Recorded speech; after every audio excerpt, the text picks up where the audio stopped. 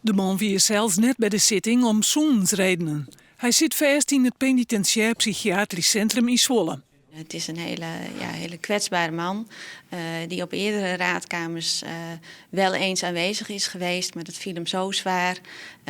Daarvan had hij een enorme terugslag. De verdachte wordt in Zwolle op dit stuit onderzocht en daar zal in kwart een rapport van komen. Dat brengt de verdachten in beeld, onder andere dus ook psychiatrisch onderzoek. Er zal inderdaad worden stilgestaan bij ook de toerekeningsvatbaarheid. Bij de explosie eind december rijken de man zwier verwonnen. Een soort appartementen waren onbewoonbaar en ben intussen gesloopt.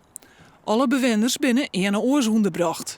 De verdachte wist dat net en doet er dat jette wie er bot ondien. Het is een hele kwetsbare man die wel heel erg meeleeft met de voormalige buren, bewoners van de flat.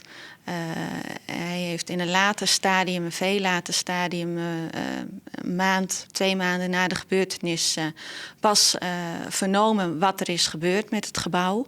En daardoor was hij zelf ook behoorlijk aangeslagen. De inhoudelijke behandeling van de zaak is op 14 juli.